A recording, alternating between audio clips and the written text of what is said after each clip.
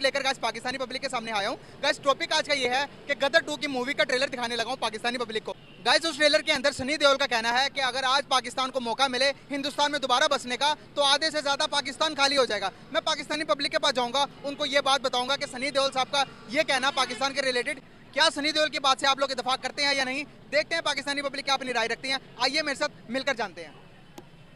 अस्सलाम वालेकुम सलाम। अंकल कैसे हैं आप? शुक्र है अल्लाह का। सर आपको ना एक वीडियो की ट्रेलर आया, हिंदुस्तान की मूवी है, उसका ट्रेलर आया, वो ट्रेलर देखिएगा, उसके बाद बात करें। बहुत जुल्म कर लिए तुम लोगों ने हिंदुस्तान में मुसलमान भाइयों पर, हम उन्हें आजादी दिलाएंगे। कैसे आजादी दिलाओगे तुम? अगर यहाँ के लोगों को दोबारा मौका मिले ना हिंदुस्तान में बसने का तो आधे से ज्यादा पाकिस्तान खाली हो जाएगा।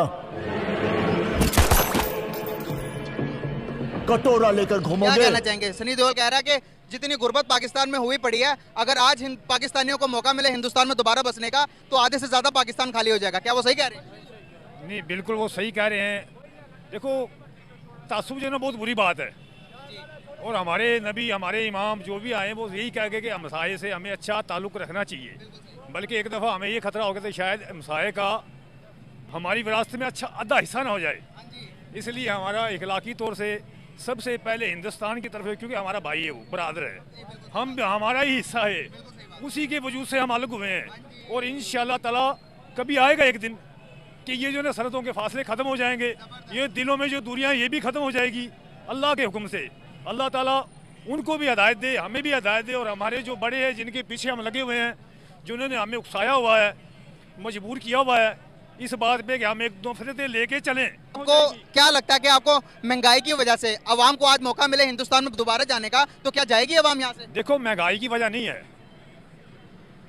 ये पाकिस्तान जिसको हम कहते हैं शहीदों की ज़मीन है, जिसे हम पाकिस्तान कहते हैं, शहीदों की ज़मीन है जिसे हम पाकिस्तान कहते हैं। इसकी बंजर ज़मीन से भी बुज़दिल पैदा नहीं होते। हमें सिर्फ अपने ऊपर वालों का जो हमें वो दर्स देके गए कि हमें हमसाये से अच्छा ताल्लुक़ अच्छा सलूक रखना चाहिए, इस नुक्ते नज़र से। और महंगाई का कोई अल्हम्दुलिल्लाह मुसीबतें परेशानियाँ उन पर भी आई है, और उन पे नहीं है, वो दुनिया की 5वीं बड़ी मैशत बन गई है। कोई बात नहीं, माशाल्लाह बन गए, अल्लाह ताला उन्हें और तरक्की दे।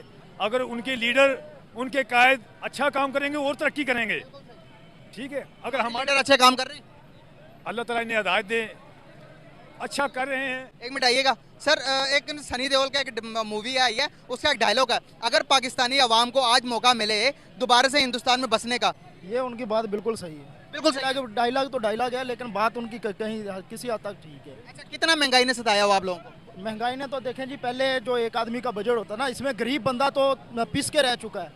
जो बंदे जिनके पास पैसा है वो तो ऊपर जा रहे हैं, और जो बंदा जिनका कारोबार नहीं है और दिहाड़ीदार वाला आदमी है वो बेचारा पिस गया है, वो पिस गया है। उसके क्या लगता है कि आपको हमें आज तक बताया ही नहीं गया कि पाकिस्तान के हालात बड़े खराब हैं? अगर हमें ये बताया भी नहीं जाता कि हिंदुस्तान के हालात बड़े अच्छे हैं, सर वो दुनिया की 5वीं बड़ी मैशत बन गई है, सर उनके पास बिलियन ऑफ डॉलर्स हैं उनके फॉरेन रिजर्व के अंदर, सर वो चांद पर भी चले गए हैं, हमें ये बातें क्यों नहीं बताते? हमें यहाँ पर तो ये बताया जाता है कि बस जुल्म बड़ा होता, वहाँ पर मुसलमानों का साथ बड़ा जुल्म होता। आप मुझे एक बात बताएं, जुल्म कहाँ पर ज्यादा हो रहा है, हिंदुस्तान में मुसलमानों पर या यहाँ पर हो रहा अभी?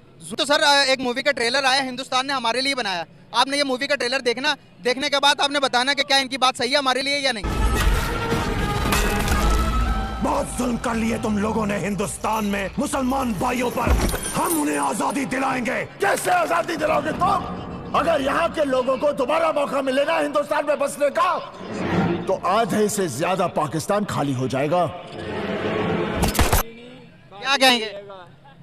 ये तो एक फिल्मी डायलॉग है ना। हाँ जी, फिल्मी डायलॉग है, आप इसको किस तरह से देखेंगे?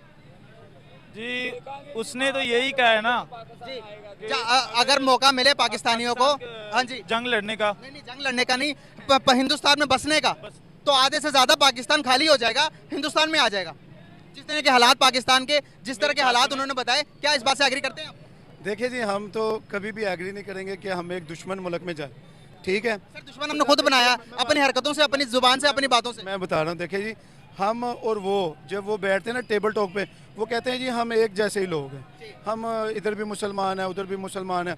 उनमें जो रहते हैं हिंदू लोग ना, वो हमारे मसलक से नहीं है, हमें उनकी फ़िक्र भी नहीं है, हमें वहाँ के भी मुसलमानों की फ़िक्र है, यहाँ की भी।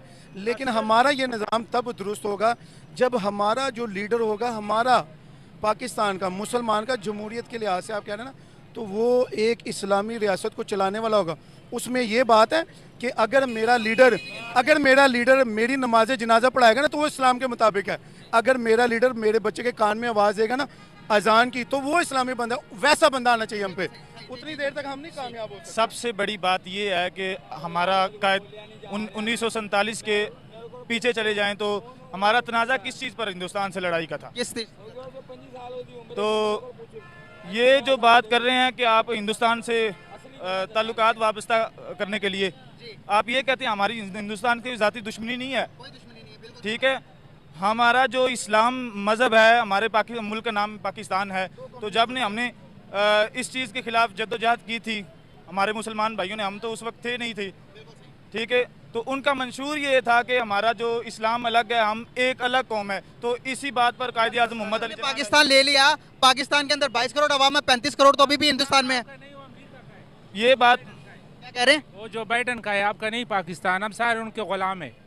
पाकिस्तान हमारा नहीं, जो बाइडन जुल्म इस वक्त जो हो रहा है वो पाकिस्तान में हो रहा है, इंडिया पे नहीं। उन्होंने अपनी टेक्नोलॉजी में अपनी यूथ को ऐसी ऐसी जगहों पे लगा दिया है कि वो यूथ आगे निकल गई है, और हमारी यूथ को इन्होंने यहाँ तक उलझाया हुआ है कि आपने डिग्री लेनी है, ग्रेजुएशन कंप्लीट करनी है, उसके बाद 30,000 में हमारी गुलामी करनी है। ग्रेजुएशन कंप्लीट करके बंदा 40-50 हज़ार की नौकरी करता है, और ये लोग जो है ना याशियाँ करते हैं हमारे ही अवाम के पैसे पे। एक गरीब आदमी है, ये दिहाड़ीदार आदमी, मैं दिहाड़ीदार आदमी हूँ, 1000-1500 रुपए की दिहाड़ी होगी, लेकिन ये हमारे ही पैसों से हमें हर चीज़ पे टैक्स लगा दिया जाता है, और हमारे पैसे पे जो याशियाँ करते हैं। और एक बंदा, अगर मैंने अपने भाई को या मैंने अपने बहन को या मैंने अपनी सिस्टर को पढ़ाना है तो मैं 20 साल उस पर 15-16 साल मेहनत करता हूँ, पढ़ाता हूँ उसको। लेकिन इन लोगों के बच्चे आला स्कूलों में पढ़ते हैं, वही अफसर बनते हैं, और हमारे बच्चे ग्रेजुएशन करके वो इनकी 30,000 रुपए की नौकरी करते हैं, और इनकी याशियाँ खत्म नहीं होती, और सारा मलबा हम पे डाल दिया जाता है। सर, हमें कश्मीर का चूरन देकर अवाम को इंडिया के साथ दुश्मनी बेचकर, आपको पता है आज पाकिस्तान की अवाम कटोरा लेकर मांगने पर मजबूर हो गई है।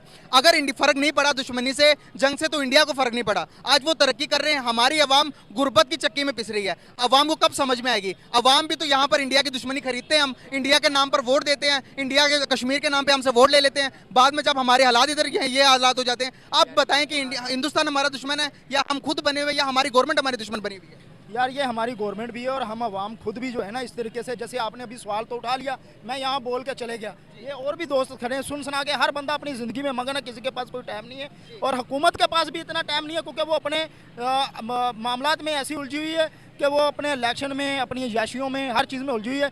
कश्मीर का और पाकिस्तान का या इंडिया बॉर्डर का या ये सारे मामलात एक तरफ हैं, इससे हमें कोई फ़र्क नहीं पड़ता, क्योंकि हमने तो जो है ना वो देखना है अपने। हमें फ़र्क पड़ता है सर, मैं आपको बताता हूँ हमें फ़र्क कैसे पड़ता है। सर, कश्मीर का मामला आज तक उठाते हुए आपको पता हमारे डिफेंस के कितना बजट चला जाता है। 4 जंगें लड़ी हैं, 4 जंगों का नुकसान किसे हुआ? हमें ही उठाना पड़ा। आज पाकिस्तान के पूरे हालात दे ले, हमने अपने एयरपोर्ट गिरवी रखवा दिए, हमने अपने बंदरगाहें गिरवी रखवा दी, आधे से ज़्यादा पाकिस्तान सी पैक के मुआहदे के अंदर हमने चाइना को बेच दिया। ये तो बातें बताई नहीं जाती हमें सिर्फ ये बताया जाता है कि भाई खाना खाना तुमने, इंडिया हमारा दुश्मन है। इंडिया के नाम पर हमें बेचा गया, बेवकूफ़ बनाया गया। भाई वो हमारा दुश्मन नहीं है, हमारे दुश्मन हम खुद हैं। बिल्कुल ऐसे ही है, बिल्कुल आपकी बात ठीक है, हम अपने दुश्मन खुद हैं। हम आवाम भी जो है ना इसमें हमारी नाहली है, हम बोलते नहीं हैं, आवाज़ नहीं उठाते। अगर जिस तरह आप आवाज़ उठा रहे हैं, इस तरह अगर सारे बंदे आवाज़ उठाने वाले और आवाम मिल के साथ, इनकी क्या जरूरत है, इनकी क्या मजाल है कि ये जो है ना वो किसी बात पे ना आए। हाँ, तो क्या समझते हैं आपके हिंदुस्तान के साथ ताल्लुकात बेहतर हो जाने चाहिए? अभी ट्रेड कर लें एक दूसरे के साथ। यार बेहतर होने चाहिए ताल्लुकात, हमारी कोई इनके साथ बहुत पुरानी कोई दुश्मनी थोड़ी है यार, ये एक ही था ना पहले भी, ये पहले भी एक था, अभी भी एक हो सकता है, इसमें कोई परेशानी वाली बात तो है कोई नहीं है। बहुत प्यारी बात की आपने, बहुत यहाँ से ज्यादा मुसलमान वहाँ पे ही बसते हैं, और आपको पता ये जो बाइडन, आप कैसे कह सकते हैं? हम कह सकते हैं ना, ये मुल्क नहीं है, हम सबके बाप हैं, बातों में नहीं, हकीकत में है। किधर हकीकत में इतने बड़े बाप होते तो आज पाकिस्तान तरक्की कर गया होता। वो उनमें प्यार जरूर है, उनमें मजहब नहीं है। इन आखिर तक आखिरी इमाम आना है तो फिर भी इस्लाम आना है। ये कौन सा मजहब है? लड्डू खाई जा रहा है, पुतला लड्डू खाई जा रहा है। आप किसी के मज़हब पे बात न करें, हमारे नबी ने फरमाया था कि किसी के खुदा को बुरा मत कहो, एवज के वो तुम्हारे सच्चे खुदा को बुरा कहे। आप तो यहाँ पर मज़हब की बात कर रहे हैं, मैं तो यहाँ पर मुल्क की बात करने आया, इकोनॉमी की बात करने आया हूँ। आप तो कह रहे हैं मेरे साथ बात करो, 50 साल मेरी उम्र है, आपसे समझदार तो आज का बच्चा बातें करते हैं जी। तो हिंदुस्तान हमसे ज्यादा ताकतवर हुआ ना। फरमाता है अगर इंसान अल्लाह की तरफ आ जाए, जो हज करते हैं लोग, उसके बाद आगे हज करके आगे आज जैसे जो पहले काम किए ना वो ना करे, जो अल्लाह के पास